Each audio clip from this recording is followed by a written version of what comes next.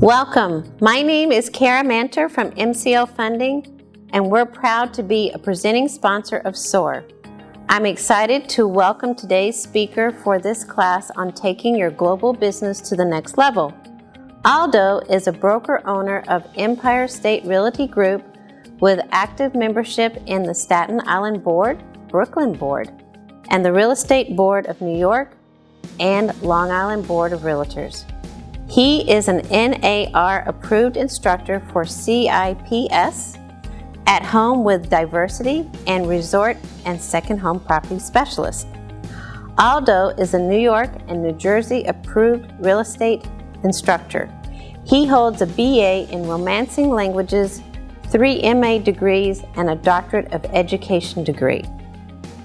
He currently serves as NAR's Global Ambassador to Belize, Costa Rica, and Panama, and was President Liaison to Nicaragua. He also has served as President of the Brooklyn Real Estate Board and currently serves as co-chair of the Staten Island, New York Global Committee.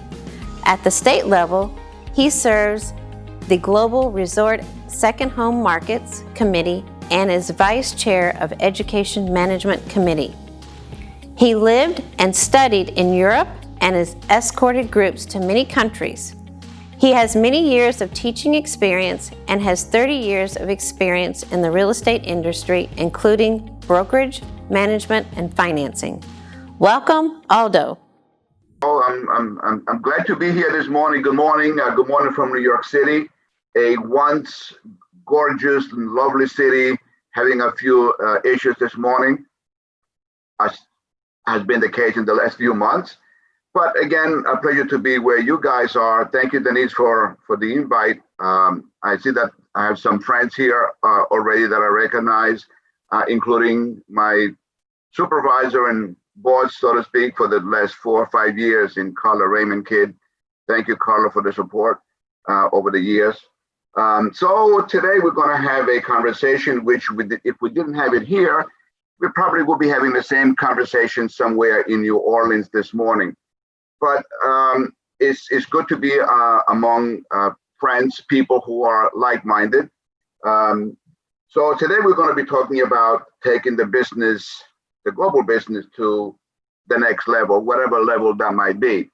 I guess it is safe to say that most of the people here today in the audience, they either are CIPSs, meaning Certified International Property Specialists, or perhaps they're in the process of becoming CIPSs. Either way, that means that you have global at heart, and that's a great thing. As of yesterday, speaking of CIPSs, it was announced that there are 4,174 to be exact, that are currently CIPS members here in the US. And there are 932 that are in the same situation, being CIPSs in other countries around the world. And 895 became Certified International Property Specialists here in 2020. And I'm sure that there will be a few more that will become CIPSs before the end of the year. So what is a CIPS? I hope that there is really no one in the audience that doesn't know, but just in case, to become a CIPS, you would have to have a 5-day course, which I believe you guys offered this past week, Carl and Patricia, last week. A CIPS will require 5 courses. That would be 2 core courses, transaction tools and local markets. And then it will be geographical, cultural aspect on Asia, Europe, the Americas. So to become a CIPS really takes a little bit of a commitment. You do 5 days and you have the passion that you really want to get involved in global. So if you are thinking of becoming a global agent, if you're not one already, the first thing should be to become involved and get the CIPS designation, and of course be a part of your global council. So speaking of that, so our goal today would be to look at different ways where we can get leads And I'm sorry, Denise, I don't know, but right now the share screen is not on.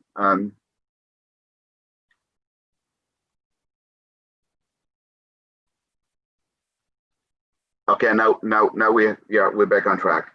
So the primary goal would be to see how we can get better and generate more business, and that means being able to identify more sources where leads can come from. Referrals is the most important thing that we talk about when we talk about global, because we don't get up one morning and say, I'm going to have an open house in Sydney, Australia this weekend, or somebody from Sydney is going to, come and, just look at your open house in your own area. So we refer people to other agents. So to just clear the air a little bit, when we're talking about global, there are really three strands if you're not really familiar with global. One is what we call inbound, and inbound would be someone who is from another place and is looking to purchase something in our local market. An outbound would be someone who is from our local market or from the United States or wherever we are, and is looking to purchase something in another area outside of the United States. And perhaps the largest would be our local market, where we are dealing with people who come from a different background. For instance, as you can tell from my accent, I wasn't born here. I live here. I have a U.S. passport. I did vote this week, last week actually. So I live here. This is where, where my life is. But I have a different cultural background than some of the other people who might have been here since the Mayflower. So I think a little different than some other people. So I would be in the category of the local market, or people who come from a different background. Maybe what I eat may not be the same as others. Some of my values and general cultural nuances might be different. So when we're talking about global buyers, we kind of take that into consideration. So those are the three categories really that we talk about: the inbound, which is people coming to us; the outbound, people that we refer to other agents; and then the locals that are from a different background that live here and they are consumers of real estate services. Okay, moving along.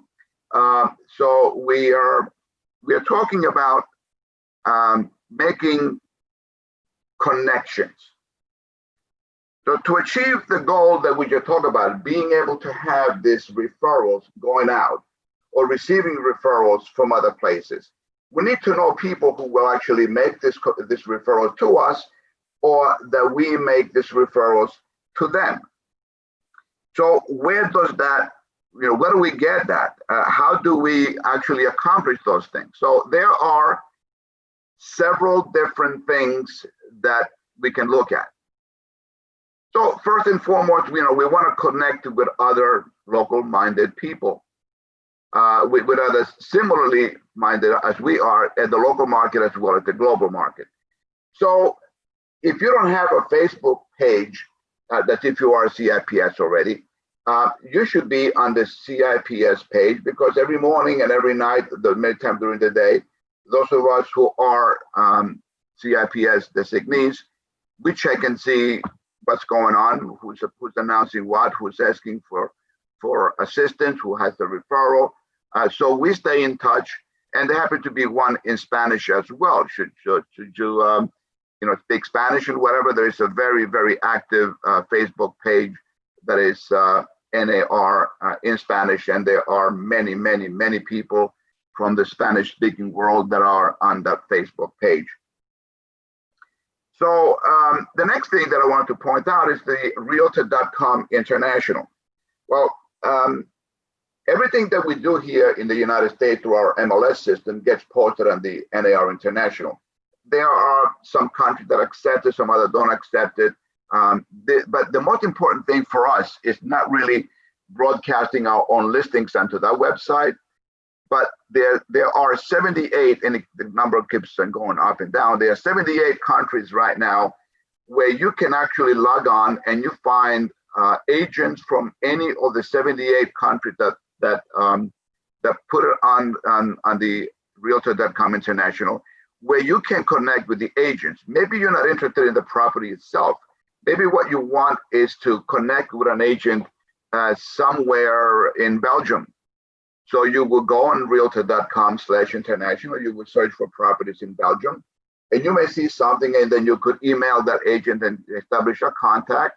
Whether you have somebody who's interested in buying something over there, or if you're willing to accept a referral from that country, you're establishing a relationship with an agent in any of the 78 countries. Now, no one is a specialist everywhere, but if you have a certain geographic location that you are interested in, maybe you say, I want to be within Central Europe, so Belgium, the Netherlands, maybe Austria, Germany will be where you want to be.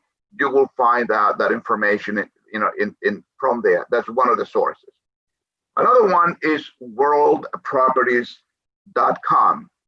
Worldproperties.com has listing from 12 very popular countries, and you can do the same thing on there. You can find out what it is that is going on, what the prices are, what the market situation is. And again, the important thing is to connect with people on there and offering your services locally in your market. So if you were to take 1 hour or 2 a day and you start introducing yourself to the individual agents in the countries where you have an interest in doing business with. Now, when you say, well, I don't know if I have an interest with, well, first of all, let's realize that most of these people around the world do speak English. So language is not an issue. So if you have a liking toward that country for whatever reason, maybe not necessarily that you come from that background, but maybe you know someone, or maybe you studied the language or the culture in school, or whatever. Maybe you saw something on the Discovery Channel that is of interest to you. Look more into it and establish relationships, and it really would not be that difficult to learn a few things about that particular country. And I want to stress the fact that these days we don't even talk about being able to speak the language, because they do speak English. So being bilingual is not as important as being bicultural.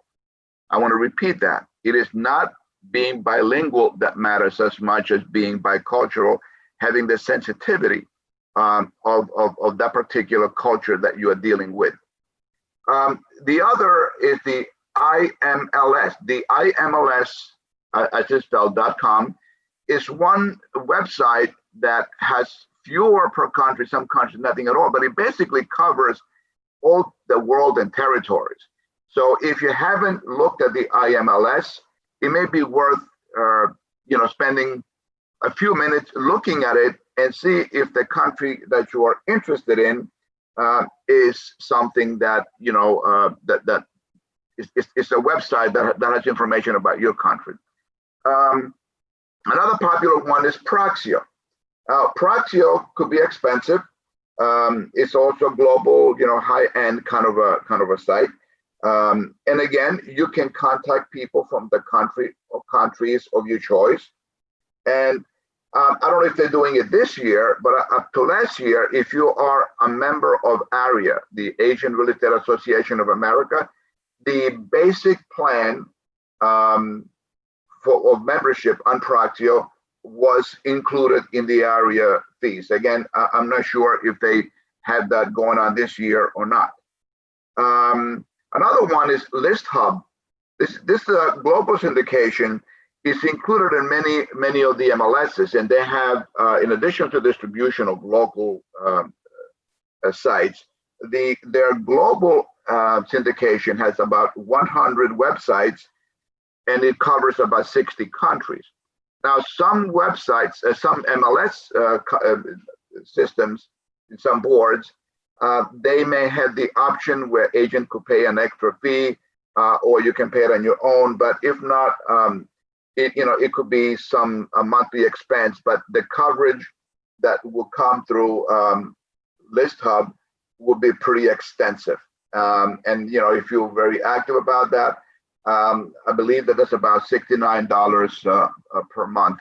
And I'm not supporting or telling you to do that. I'm just telling you what the expenses will be and to find out what your MLS includes. In my area here, there are a couple of the MLSs that I belong to where we can have the option for a small fee to use one of the services that would syndicate globally. And finally, on this list here is Craigslist.com. And they have a worldwide section. If you ever go on that particular part of the website, you see it on the worldwide on the top right hand corner. You can actually select what countries you will be interested in connecting. And I tried that out once to see would there be any response.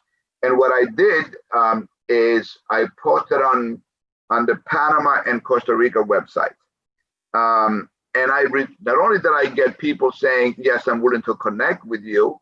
I'm interested in, in sending, in you sending referrals. Obviously, there weren't too many people looking to buy here, but for sure, those countries receive a lot of referrals and potential buyers from us here in the US and other places. So in addition to the people from Costa Rica and Panama, I also received a phone call from someone in the United States who was looking at the announcement and said, I noticed that you are looking to do business in Panama and Costa Rica. My family is looking to sell a property about 20 minutes south of Guatemala City. Do you handle that country? And obviously, I just told somebody else that she should be able to call in that country because I didn't at that time. We don't take properties elsewhere, but we refer to other people, and that's exactly what I did. So continuing on, the connection coming from many different parts of our world include being members of organizations such as the Asian Real Estate Association of America, AREA. Now, AREA has about a little over 17,000 members across the country, and they split up in 41 different chapters. So I'm sure that there has to be a chapter near you where you can connect with people who are. Now, when we say AREA, it's not, you don't have to be from one of the Asian countries, and many people, confuse AREA with China. It's not only China, but it's the entire continent. That does that. I think that Tampa is our closest chapter, is what Carla is putting in. So if you're interested in AREA, you definitely can connect, and you may. Right now, you don't have to go to Tampa. Everything is done virtually, but that is one area that you want to look into and see if you have an interest with that. Another one, you probably have another chapter near you as well, will be the National Association of Hispanic Real Estate Professionals, NAREP. They are a much larger organization. They have over 40,000 members, and they have like 100 something chapters across the country. While they're not really emphasizing overseas, investments or people investing here, they are very big in first-time home buyers. So that is the whole focus that NAREP has, and they advocate for mortgages and the whole first-time home buyer thing. That's a different conversation. However, remember that people who are moving here, they're buying something here, they might be selling something in another country where they came from.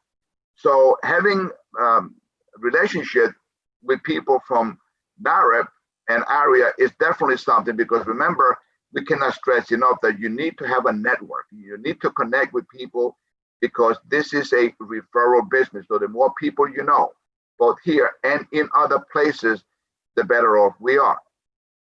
And the other organization that deals with international buyers is FIABC. So I see that we just opened one for Sarasota, Manatee. You can, all right. So Carla, there's another chapter that opened up there. And FIABC. Now FIABC, I think they have a couple of chapters in Florida. If I remember correctly, Orlando has a FIABC chapter, and Miami together, and Miami I think is together with the entire Caribbean region. So anyone who is interested really meeting developers and something that is very, very, very high level, you may want to look into FIABC.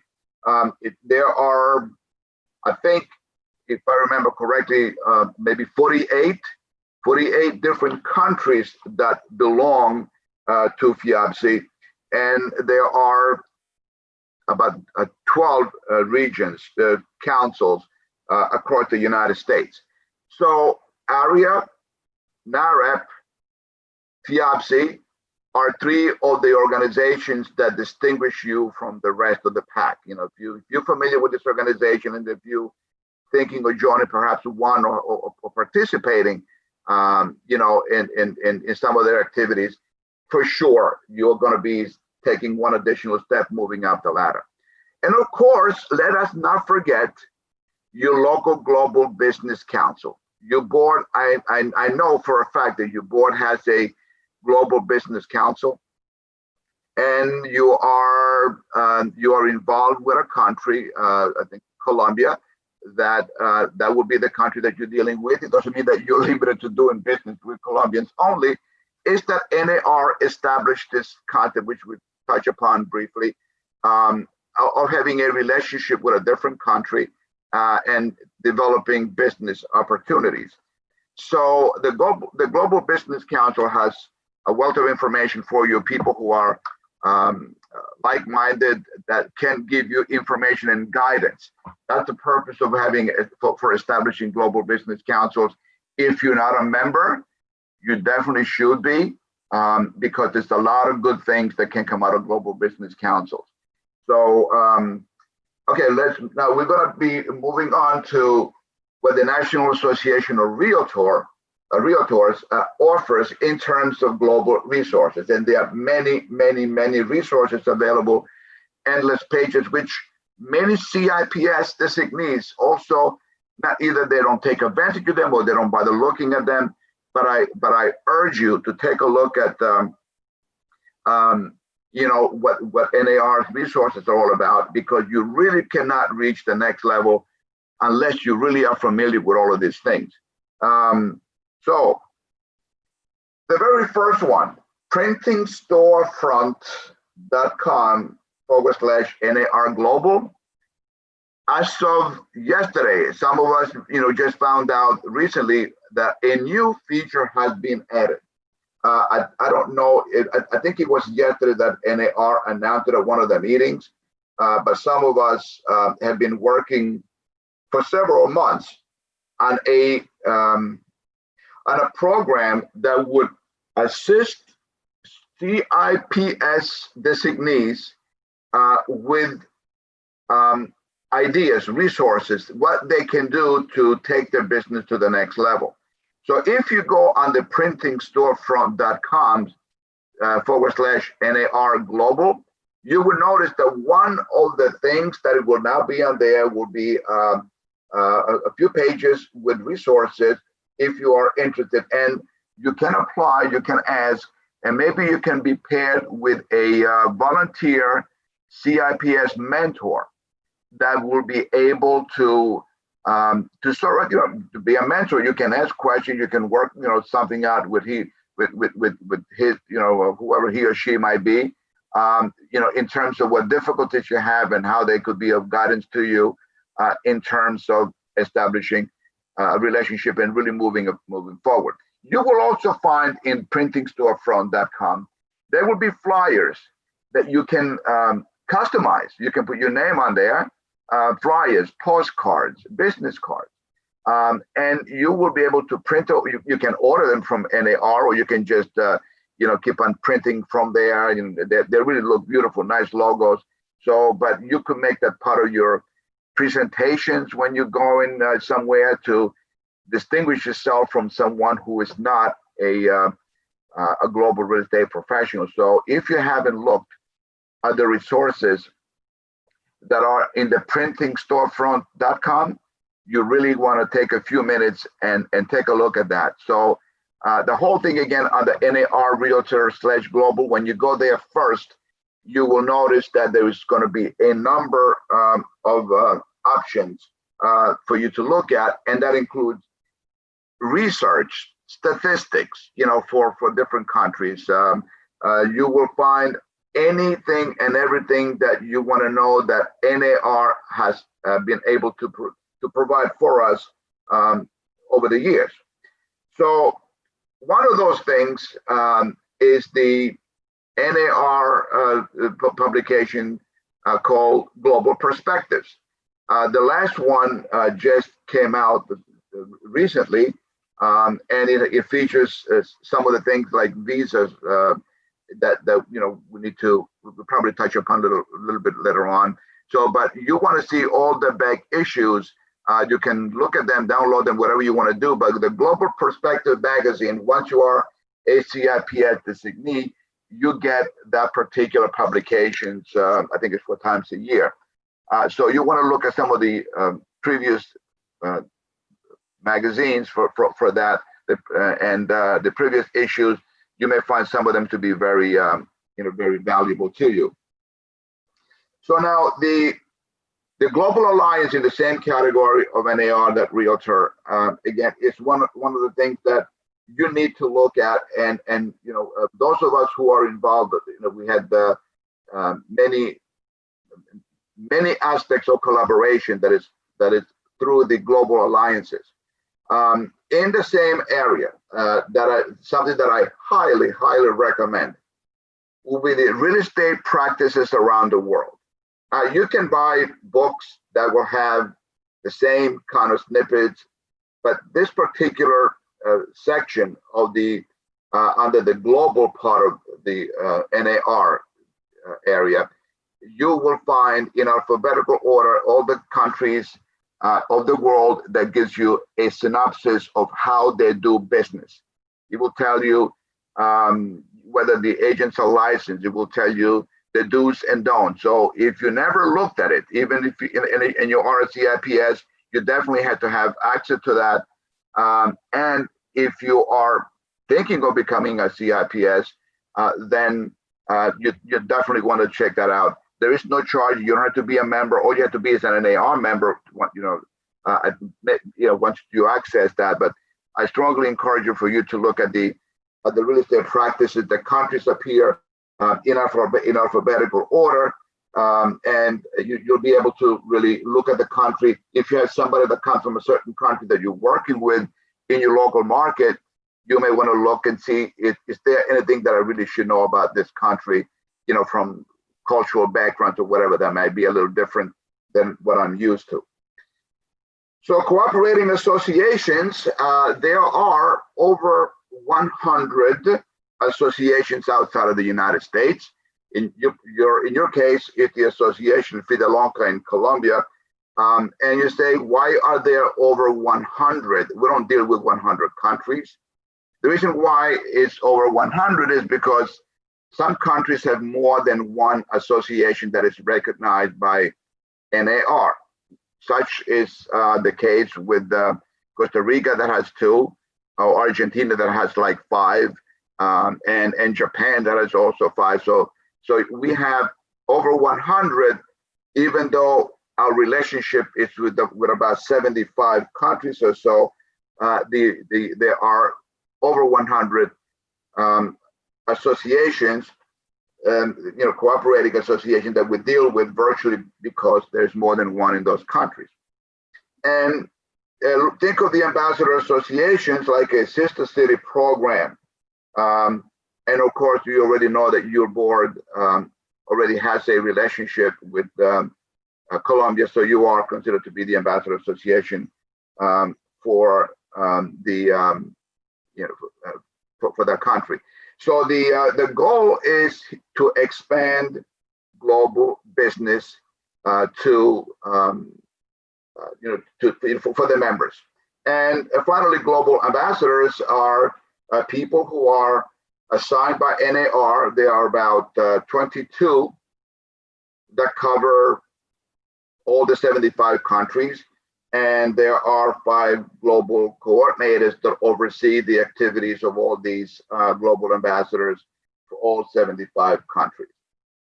Okay, so in things to do and places to see, well, all things being equal, today we would have been in New Orleans, and that's where the National Convention would be. Now, if you never went to a National Convention, well, plan on doing one. I mean, yes, it's, we're doing some of this stuff live. It's nothing like being there in person and being in the Global Pavilion. You may want to remember this because the Global Pavilion is a place that you want to visit, because that is the meeting place for all the countries that come to our conventions. So that being said, it's not the only thing that you want to do, just hang out there the whole time. That Saturday night, after, during the first week of the convention, there is what is known as the International Night Out.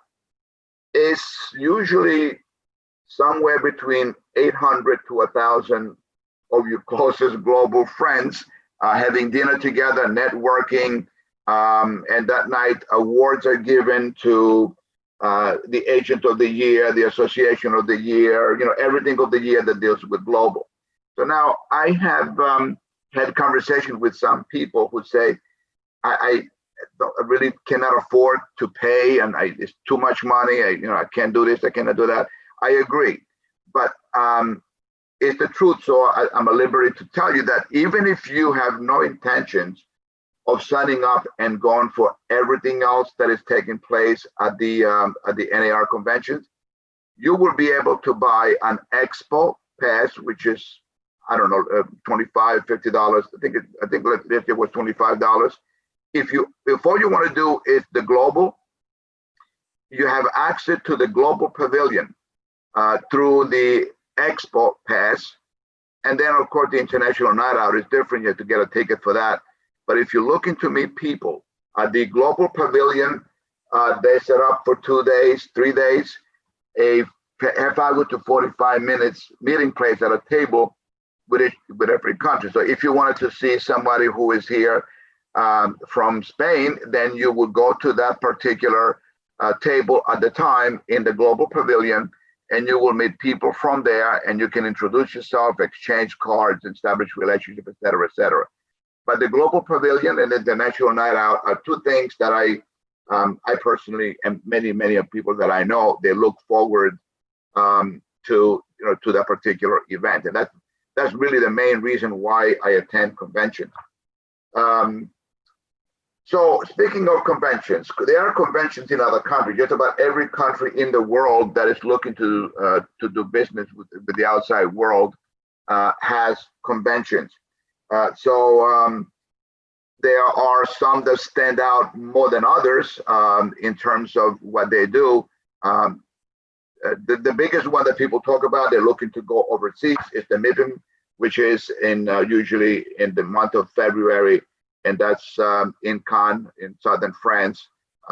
That's called MIPIM, and it draws, I guess, about maybe 20,000 people to that, and it's a really high level convention.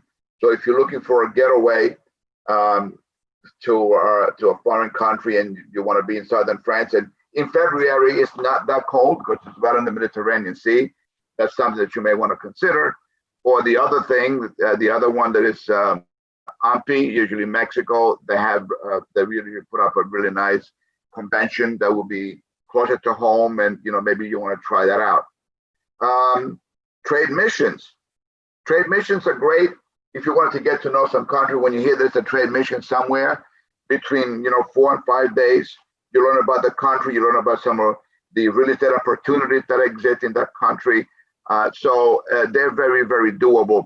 And the good thing is that, now let me make this disclaimer, I am not a tax professional, but a 4 or 5 day trip to a country for the purpose of your enhancing your business practice or whatever it would be, and you're going to learn or do business, I believe that it's tax deductible. So you could consider that to be a little bit of a vacation where you're learning. Before you go and you submit it, please check with your tax professional. But it's something that you may want to take into consideration because some or all of these expenses are tax deductible. Also, there are many community-based organizations, things that you can do to let people know who you are and that you are able to work at the international level, that you have a network of people around the world or in certain parts of the world. And I see all the time, if you go to a store, your dry cleaners or whoever it might be, and you want to leave your business card there, you put up a flyer, you can ask them if they do that, for sure. Restaurants, ethnic restaurants in particular, if you go to an Indian restaurant and you have to do business with India, and you go there often, you can ask the owner, can I leave some flyers behind, or can I put my business card here? And there are also many ethnic events that take place, approximately around where you are. I mean, I know where I am, we have fairs and bazaars and festivals, from all kind of, cultural backgrounds, where you might want to attend these places and meet people from a certain background, where you can talk to them or hand out flyers promoting your knowledge and services in certain countries. Hopefully that you will be allowed to double check to make sure that you're not breaking any rules. The other thing that is very popular is school-sponsored activities, which take place from kindergarten all the way up to college. I mean, schools, they offer career day, they offer, they have international activities where the kids perform, PTA meetings, you can offer the PTA, some home buying seminars, so how you can buy or sell someplace out around the world. What the possibilities are endless, and you have an audience there because some of these people that come from different countries, everyone has a need for housing in the local market as well. They may already own properties where they come from, and they're a good source of connections. And possibly for you, if you don't speak a certain language, you may use the connection that you make in the school settings as possible sources for people that can translate. I know that many small towns across that are not very ethnically, diverse. They use, especially colleges and high schools, to find students that may be able to serve as interpreters if they have somebody come into town and they want to, facilitate the process. And also, there are many houses of worship that offer services in the parishioners' language. And again, I myself a number of times have made presentations after services about the process of home buying. So it's a valuable service that can be given, and it's really a good thing, for the community. Okay, so moving along, you need to create a team. When you're working with a foreign buyer, you're not alone. So you have to, of course, you are the person that is already dealing with the buyer, but you need to find a real estate attorney, immigration attorney, CPAs, engineers, architects, lenders, insurance agents, contractors, management companies, and other services that need that you need them to service the buyers or the sellers in the process. So it actually, you get more support when you're dealing with a foreign buyer than you do when you're working alone.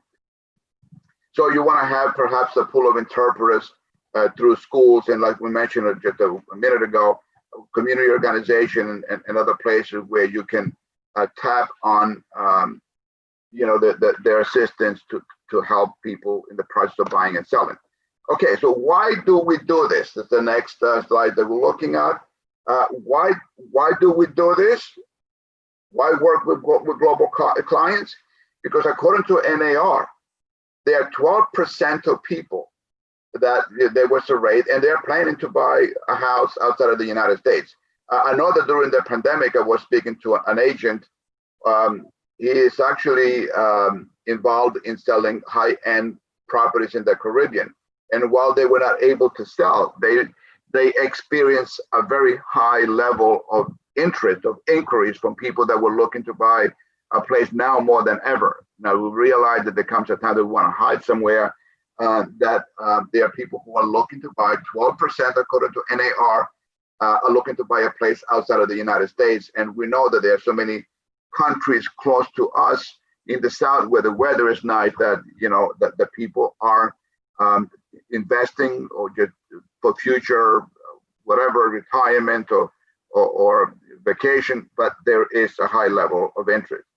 The other thing is that when you are a global agent, when you become well-versed in, at least in the language that we speak as global agents, you know, I put down that we are locals because we are global agents, but are working locally, so we use the word local.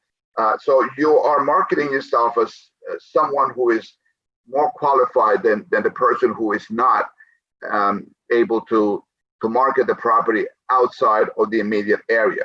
So you as a global agent will be able to market the property to a lot more people than you know, than a local agent would. So the bottom line is that it's more money in your pocket. So when is it a good time to start doing this? Well, now is the time to start doing this kind of stuff. So if you are a local agent, become a global agent, because you're going to be establishing these connections. And the first thing that I usually tell people is when you're taking a listing, if you're not already doing that, I suggest that you will include the metric system in your listing remarks. You know, include, for instance, that an apartment is or rooms in terms of meters as opposed to just feet, because that will get the attention of someone who is used to the metric system, and you might get the attention of that particular person when they see that you are also including meters. So another thing that I usually tell people that it's a good thing to do, and somebody else get that information to me, is, are you anyone you know thinking of buying or selling around the corner or around the world? By including the fact that you are able to provide real estate services outside of your immediate area opens up more opportunities. The next one is very interesting. Is the CIPS an international real estate license? If the CIPS, if I become a CIPS, does that mean that I have a license to work in another country? The answer couldn't be shorter and simpler. No, a CIPS is not another license. It's basically a pathway, a way for us to connect with people outside of our immediate environment and do business by referrals. This is a big issue now. It happened in a number of countries. There were some people that advertise, they go and put up signs in some of our neighboring countries to the south, as close as the Bahamas, which is, you know, not far from you guys. You know, that's breaking the rules. You cannot go someplace else and conduct business there. Imagine that someone from another state comes in your neighborhood, they puts out their sign, and they start doing something that cannot be. So no, we do not go to other countries and conduct business there. Remember that the key word is referring to them, as they will refer to us. So that's why it is so important, as we were saying early on, to establish an international network that would mean more referrals. Okay, so a question that usually comes up, and it's the next in the next slide, you will see that, how will I get paid? Well, how will you get paid if you refer someone moving to Texas? You refer someone and you have to try, usually through your franchise or somebody else that you see, you know, who's accepting referrals. What we should know is that when we refer a buyer or a seller to somebody else in another country, there are no guarantees. However, if we're dealing with a CIPS, person, that person is just like us. It's an international realtor members. They're paying dues to NAR. They subscribe. They abide by the code of ethics. So the chances of getting paid are much better if you're dealing with someone who is a CIPS as opposed to someone who is not. Okay, so you're wondering if this for me, I don't know that I can do this. So in the thing is, yes, you can. You can ask yourself all the question, is it hard? I don't understand. I don't speak the language. I'm not really sure. I never go anywhere. It never left the country. You can do, if you can do real estate local, you can do real estate at the global level, because again, you don't have to travel to these places necessarily. It's a matter of establishing a network. So moving along, because I see the time is flying by. We only have another 7-8 minutes or so. I wanted to just bring to your attention how the world has changed. Going back a few years, and I remember very well when the fall of the Soviet Union came about, and of course, there's a whole new world that opened up. With that, capitalism spread. Money was being spent everywhere. Of course, there are some rogue countries still that exist, but we became, as you guys very well know, a place where people with money, they wanted to come and park their money here because investment in the U.S. until now have been safe.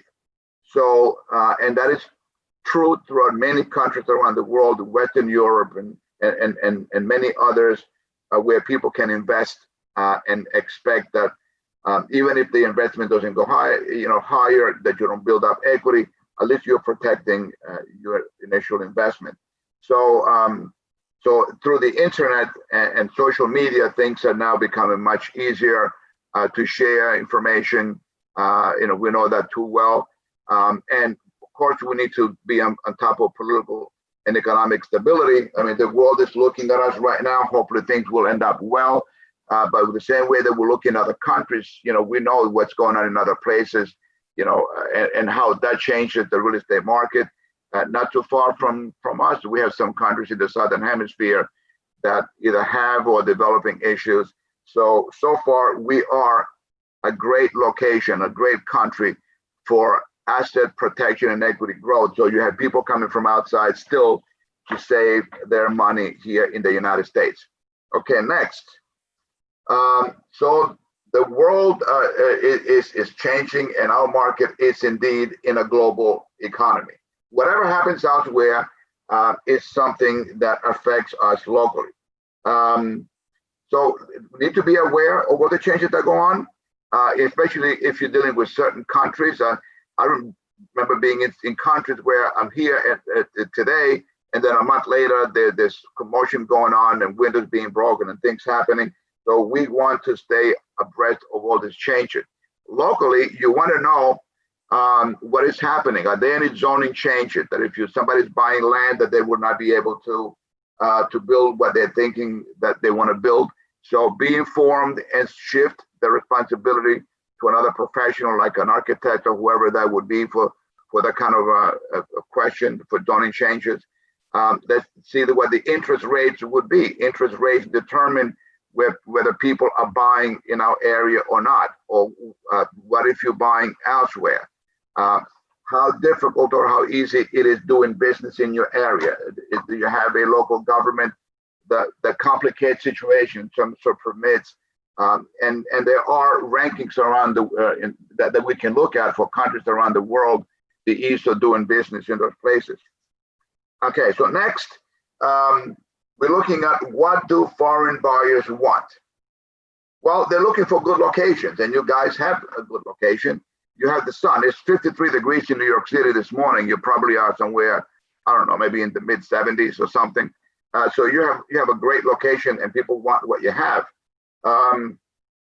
So people expect a reasonable return on their investment. When they speak to an agent, they're looking for details, and they want relevant information about not only the property itself, but the general area. What are the amenities that it has to offer? They're looking for good quality products. And the best thing about foreign buyers, global transactions are usually well over 70% of the transactions are in cash. And so they're looking to deal with a professional who can answer their questions, who is able to make them feel comfortable. And therefore, when you are a global professional, you will be qualified to deal with foreign buyers because you already know exactly what they have in mind. So dealing with a foreign buyer, it takes certain skills, but again, I stress that you should be doing the CIPS course to find out.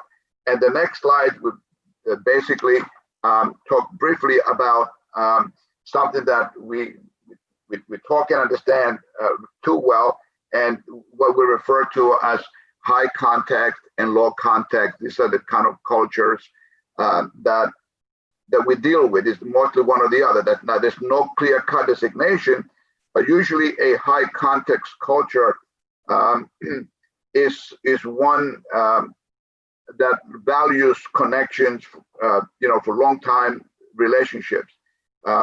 So there is very little verbalization that goes on in this interaction. Things are very much understood, like in a family setting. So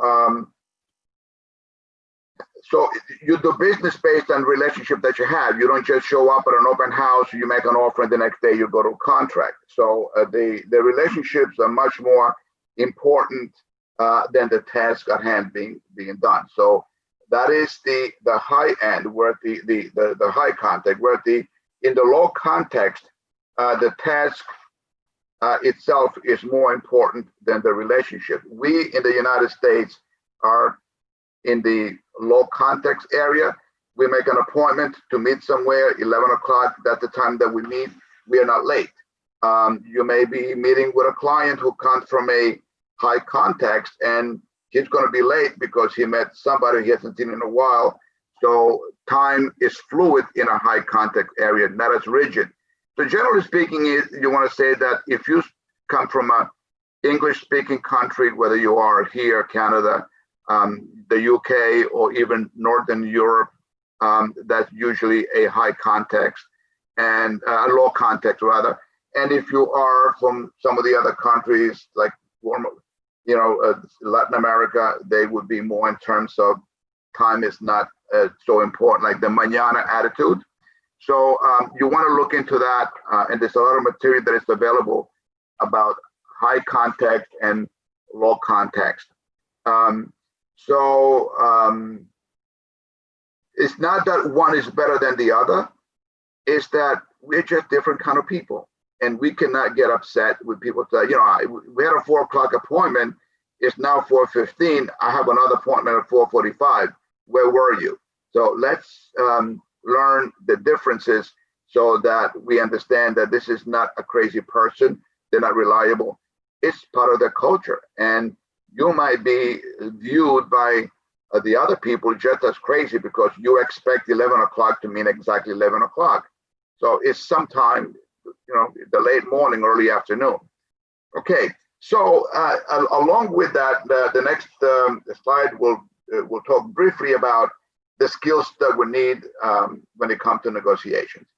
Many of us in this culture would think that it's a win-win situation, that is good, and there are some cultures that a win-lose situation is better. Some people do not want to conduct business unless they are on the winning side. So don't always expect that your value of, okay, this is a win-win. You have to really learn and understand, and that's why you want to look at the cultural nuances of different countries, and that's one of the things that you will learn when you look that up under the NAR resources page, that you look by country in alphabetical order. It will point out some of these things that are a little different. So, and we need to accept what the outcome is. If that's who they are, then we cannot really change them. So there's not that we can do about that. Okay, moving along, I just wanted to mention something about the gender factor. I'm doing an engineer inspection tomorrow afternoon on a house that I showed, and a father and son came to see the house. They came back a second time. They looked at it during the daytime, because the first time was in the evening, and they're ready to move. So they're doing an engineer inspection tomorrow. They give me all the information. No woman, no female, no wife, no mother, no daughter came to see the property. Now, many, many, many years ago, I would have said, doesn't your wife have to approve or see this? No, whatever the story would be. I know better than ask that, because in that particular culture, it's not necessary. If the husband, the father, the man is happy with it, so is she. And who am I to say that she should look at it? But again, I remember many years ago when I first started, that's a question that very easily I would have said, what if she says no? We're wasting our time. So it's very important to understand the gender factor when it comes to what we do as real estate agent. So separation of the gender in some culture is it's a very big cultural difference, and in some cases, we make a shot. So be respectful to all, and understand that the role of women in may be different in the home as opposed to in business, based on whatever country they are. Don't be so quick in reaching conclusions. So be open-minded as to what the particular culture's values. Also, it's important to not be alone with a member of the opposite sex.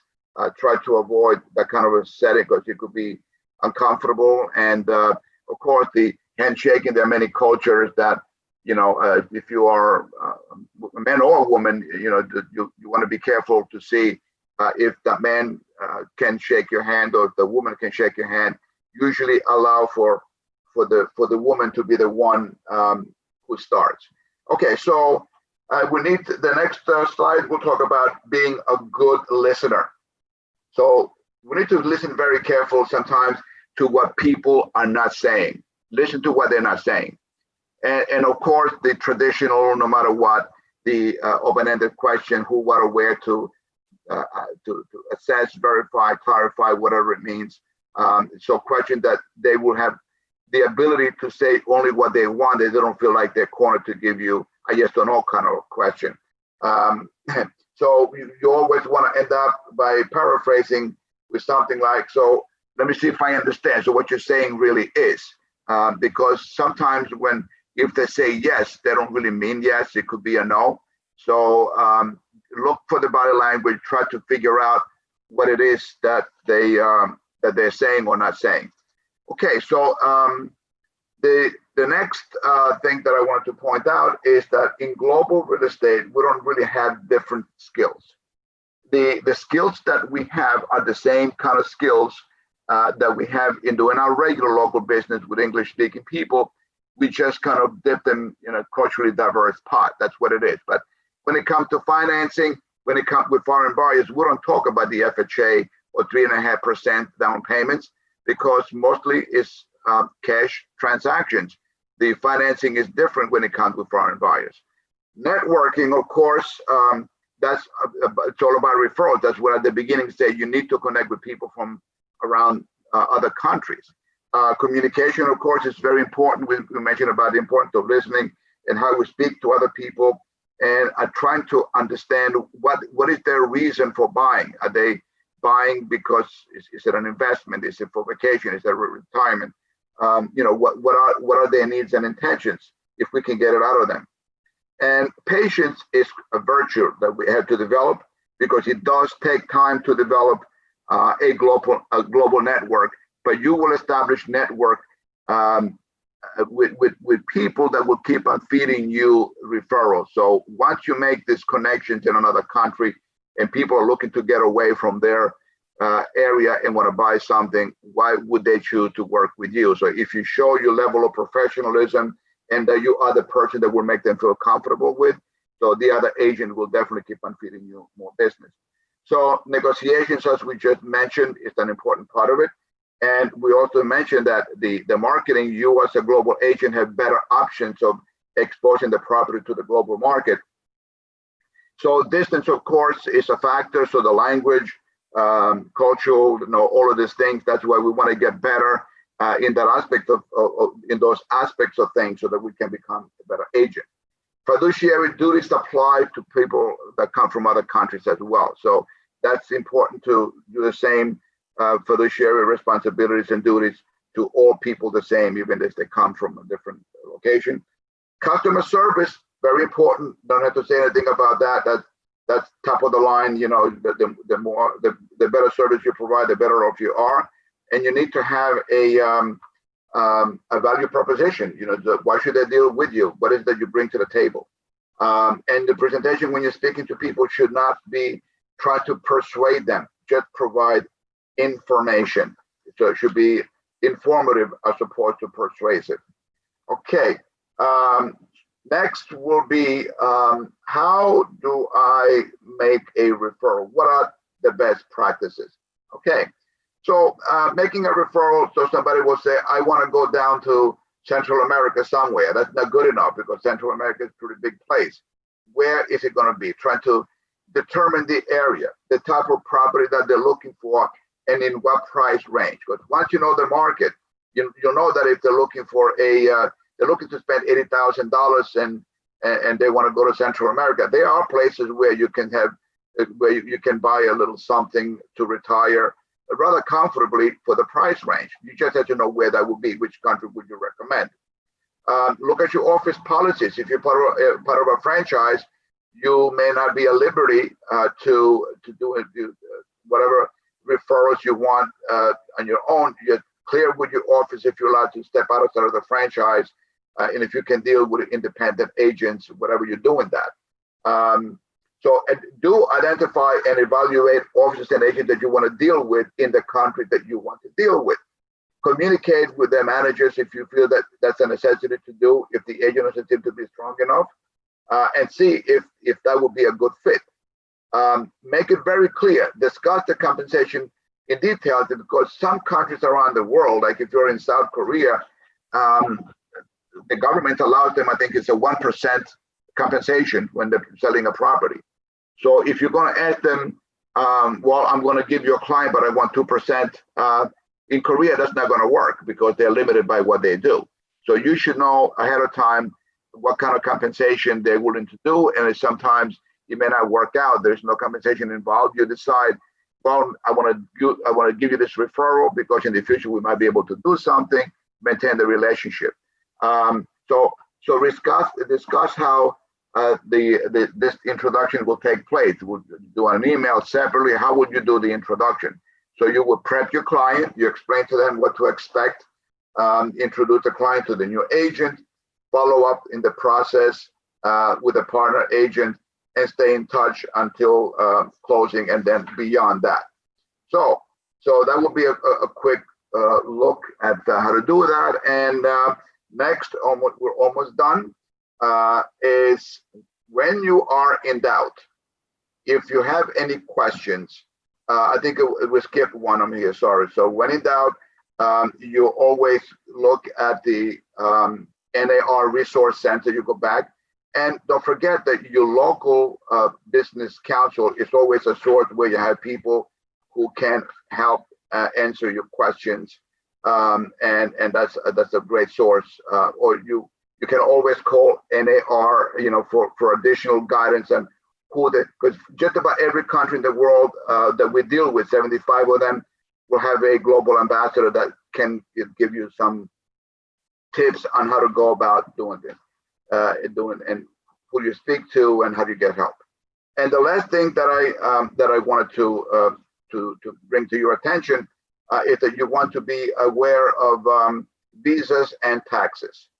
So become familiar. The last publication here that came from the CIPS perspective talks about four kind of U.S. visa programs: the H-1B and the H-2B, as well as the L-1A. These are all numbers, student visas, that are really meaningless to individual because that would be something that an attorney will handle. But what you want to know is that they do exist, that they are there to facilitate. And there are many others, by the way, just like the EB-5 was one that was very popular, now not so much. But you want to be familiar with some of the visas that they do play a role. And the last thing that I need to talk about, which whether you're doing global or not, there will be a certain kind of a tax known as the Foreign Investment in Real Property Tax, FIRPTA, that this may affect you and your buyer if he's buying from a foreign national. So you need to make sure that you know if someone in the transaction is a foreign national, that could impact your buyer. So be familiar with that particular thing. You don't have to really do anything other than bring it to the attention of the attorneys involved, the title companies, et cetera, et cetera. So with that, I know that we basically ran out of time. It was more than we should have. I want to thank you for your attention. I want to wish you the best, and hopefully you will pursue more in terms of your global interest in real estate. And I know that you are in good hands with your global counsel. And I know Carla a long time very well. And I'm sure that she will be there to answer all your questions. Again, thank you for your attention and have a great day.